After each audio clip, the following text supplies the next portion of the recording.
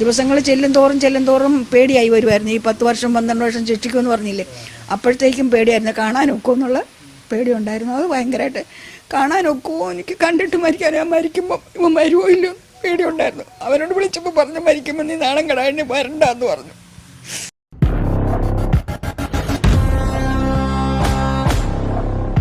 ഇപ്പൊ നിങ്ങൾ കണ്ടത് ചെയ്യാത്ത തെറ്റിന് 5 മാസം ജയിൽ ശിക്ഷ അനുഭവിക്കേണ്ടി വന്ന ഒരു മകന്റെ അമ്മയുടെ കരച്ചിലാണ്. അദ്ദേഹം ചെയ്ത തെറ്റെന്താണെന്ന് അറിയാമോ? 5 മാസങ്ങൾക്ക് മുമ്പ് കോഴിക്കോട് ഡാൻസ് ഓഫ് സംഘം പരിശോധന നടത്തുന്ന സമയത്ത് ജോലിക്ക് പോയിരുന്ന സ്ഥലത്ത് നിന്ന് ഇദ്ദേഹത്തെയും ഇദ്ദേഹത്തിന്റെ കൂട്ടാളി മണികണ്ഠനെയും അറസ്റ്റ് ചെയ്യുകയാണ്. എന്താണ് കുറ്റം? ഇവരുടെ കയ്യിൽ ഉണ്ടായിരുന്ന പാക്കറ്റില് 400 ഗ്രാം MDMA ആയിരുന്നു എന്നതാണ് ഡാൻസ് ഓഫ് സംഘം അന്ന് ഇവരുടെ മേൽ ആരോപിച്ച കുറ്റം. സ്വാഭാവികമായിട്ടും വാർത്തകൾ വന്നു, ന്യൂസ് പേപ്പറിൽ വന്നു, അതുപോലെ ന്യൂസിലുണ്ടായിരുന്നു. കുട്ടികൾക്കിടയിൽ ലഹരി മരുന്ന് വിൽപ്പനക്കാരായിട്ട് ബിജു എന്നൊരു വ്യക്തിയെയും മണികണ്ഠൻ എന്ന വ്യക്തിയെയും പ്രൊജക്ട് ചെയ്തുകൊണ്ട് ന്യൂസുകൾ വന്നു. ഈ ബിജു എന്ന വ്യക്തിയുടെ അമ്മയാണ് കുറച്ചു മുൻപ് ഞാൻ കാണിച്ചത്.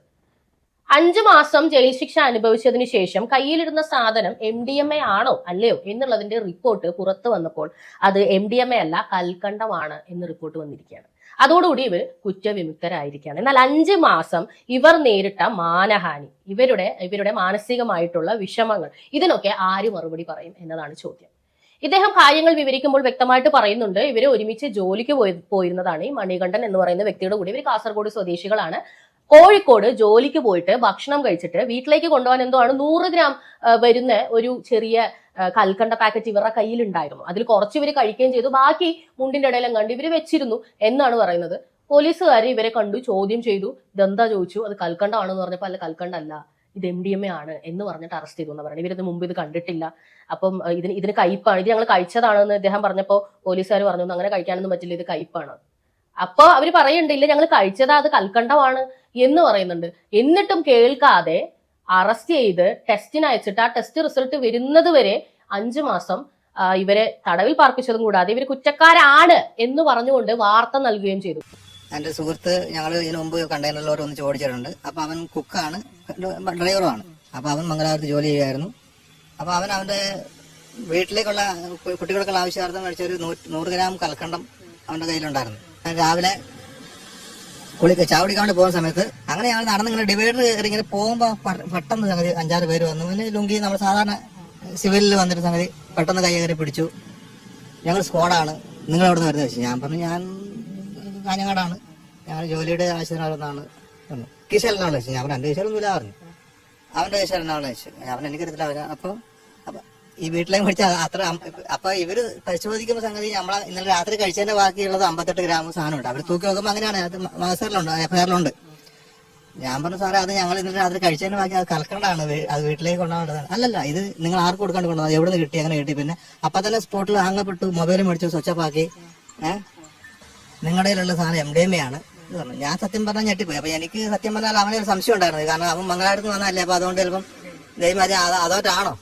അപ്പൊ ഞാൻ അവനോട് ചോദിച്ചത് നല്ല ചോദിച്ചത് ഞാൻ അപ്പൊ ഈ സാധനം സത്യം പറഞ്ഞാൽ ജയിലിൽ ചെന്ന് കഴിഞ്ഞപ്പോഴാണ് ഇതിന്റെ ടേസ്റ്റ് എന്താണെന്ന് അറിയുന്നത്. ആൾക്കാർ പറഞ്ഞു ഞങ്ങൾ കഴിച്ചതാണല്ലോ, ഇതിന് ഞങ്ങൾ കഴിച്ചപ്പോൾ മധുരമാണ്. ജയിലിൽ ചെന്നപ്പോൾ ജയിലിലുള്ള കൂട്ടാളികളാണ് പറയണത് ഇത് ഒറിജിനൽ കയ്പാണ്, ഇത് നിങ്ങൾ തിന്നത് കലക്കേണ്ടത് തന്നെ. ഞാൻ പറഞ്ഞു ഞങ്ങൾ കഴിച്ച് കലക്കേണ്ടത് തന്നെയാണ്. പക്ഷെ ഞങ്ങൾ പോലീസോട് പോലീസ് എന്ത് ചെയ്തു, ഒന്നും ചോദിച്ചൊന്നുമില്ല, ഒരു കാര്യം ചോദിച്ചില്ല. ഇത് എവിടുന്ന് കിട്ടി, ആര് തന്നു, എവിടെ കൊടുക്കണം, അതാണ് ഒറ്റ ചോദ്യം, വേറെ ഒന്നുമില്ല. ഇനി നിങ്ങൾ കൂടുതൽ പത്താൻ ഓടാൻ നിൽക്കണ്ട എന്ന് പറഞ്ഞ് രണ്ടുപേരും കാങ്ങപ്പെട്ടു. എന്ത് ചെയ്യാൻ പറ്റും, ആരോട് എന്ത് പറയാനാ, ഇവരോട് പറഞ്ഞവർ കേൾക്കുന്നില്ല. 13-ാം ദിവസം ഞങ്ങൾ ഇവിടെ കൊണ്ടുപോയപ്പോൾ മജിസ്ട്രേറ്റോടും പറഞ്ഞു സാറേ ഞങ്ങളത് അതൊന്ന് ലാബ് റിപ്പോർട്ട് നിങ്ങൾ പെട്ടെന്ന് തരാമോ, അത് ഞങ്ങൾ ആ സാധനം കറക്കണ്ടെന്ന് പറഞ്ഞു. പക്ഷെ ഞങ്ങൾ പറഞ്ഞ ആരും കേൾക്കാൻ കൂട്ടാക്കിയില്ല. പിന്നെ ഞാനിപ്പോ എന്താ പറയണ്ടേ, അങ്ങനെ 151 ദിവസം പുള്ളി കിടക്കേണ്ട വന്നു. ഈ ചേട്ടന്റെ അമ്മ ഇപ്പൊ കണ്ടല്ലോ, അവർക്ക് ശരിക്കും പറഞ്ഞാൽ വടിയില്ലാതെ ആ വീട്ടിൽ നിന്നും പുറത്തേക്ക് ഇറങ്ങാൻ പോലും കഴിയില്ല. ആ ചേട്ടൻ കരഞ്ഞുകൊണ്ട് പറയുന്നത് 1 കിലോ അരി പോലും മേടിച്ചുകൊണ്ട് എന്റെ അമ്മയ്ക്ക് ഇങ്ങനെ കയറി വരാൻ പറ്റില്ല. ആ അമ്മ 5 മാസം ഈ ഒരു കാരണം ഈ വീട്ടിൽ ഒറ്റയ്ക്കായി പോയില്ലേ, അതെനിക്ക് സഹിക്കാൻ പറ്റുന്നില്ല. എനിക്ക് സങ്കടം. ഞാനിപ്പോ 5 മാസം ഉള്ളിൽ കിടന്ന സംഗതി, അമ്മയ്ക്ക് നടക്കാൻ പോലും വേല.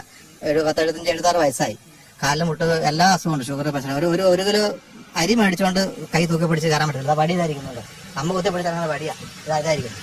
അമ്മയ്ക്ക് നടക്കാൻ പോലും വേല. ഈ 5 മാസം ഒറ്റയ്ക്ക് അമ്മ കടന്നില്ലേ, അതാ എന്റെ സങ്കടം. ഇവിടെ ഈ സ്റ്റെപ്പ് ഇറങ്ങണ ഈ വടി വേണം.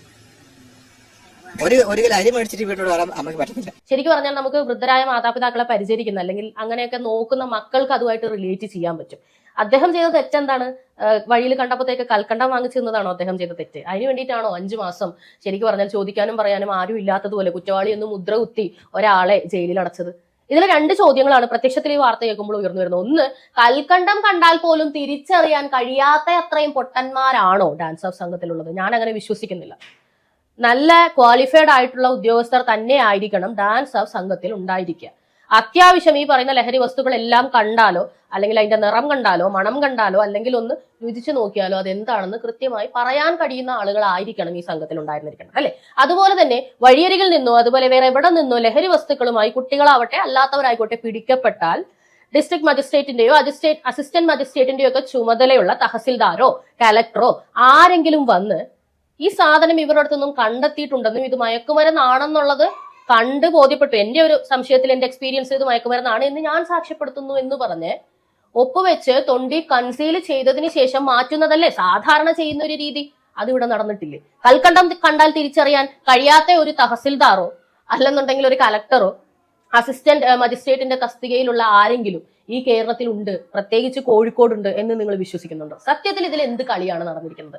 ഒന്നുകിൽ ഇദ്ദേഹത്തിന്റെ കൂടെയുള്ള വ്യക്തി ഇദ്ദേഹം അറിയാതെ അദ്ദേഹം മംഗലാപുരത്ത് നിന്ന് വന്നതാണെന്ന് പറയുന്നു. ചിലപ്പോൾ ലഹരി മരുന്നായിരിക്കണം കൊണ്ടുവന്നിട്ടുള്ളത്. ഒരുപക്ഷെ ഇവരെ പുറത്തു വിടാൻ വേണ്ടി ലഹരി മരുന്ന് കൽക്കണ്ടമാക്കിയതാണോ? അങ്ങനെ ആക്കുകയാണെങ്കിൽ ആരായിരിക്കും അതിന്റെ പുറകിൽ? ഇദ്ദേഹത്തിനെ കണ്ടാൽ അറിയാം ഇദ്ദേഹത്തിന് അതിന് വലിയ പിടിപാടോ കാര്യങ്ങളോ ഒന്നും ഉണ്ടാവുന്നില്ല. ആശയക്കുഴപ്പം ഉണ്ടാക്കുന്ന ഒന്നിലധികം വാർത്തകൾ ഇതുപോലെ വരുന്നുണ്ട്. നിസ്സഹായരായ മനുഷ്യരെ കണ്ട് നമ്മൾ ഒരുപാട് പേര് വിഷമിക്കുന്നുണ്ട്. പക്ഷെ ഇത്തരം ചോദ്യങ്ങൾ അതിൽ ബാക്കിയാവുന്നില്ല. അതുപോലെ ഒരു വാർത്ത ആയതുകൊണ്ടാണ് ഇത് ഞാൻ നിങ്ങളുടെ ശ്രദ്ധയിൽപ്പെടുത്തിയത്. എത്രത്തോളം നമുക്ക് ശരിക്കും പറഞ്ഞാൽ മീഡിയയെ വിശ്വസിക്കാം അല്ലെങ്കിൽ ആളുകളെ വിശ്വസിക്കാം? എന്ത് തന്നെ ആയാലും ആ വൃദ്ധയായ മാതാവ് ഇതൊന്നും അർഹിക്കുന്നില്ല.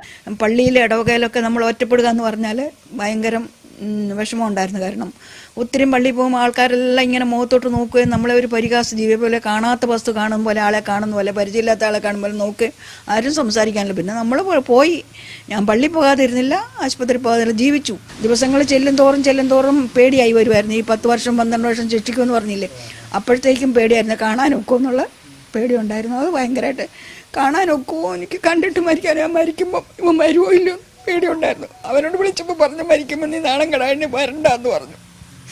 ആൾക്കാർ പരിഹസിക്കല്ല.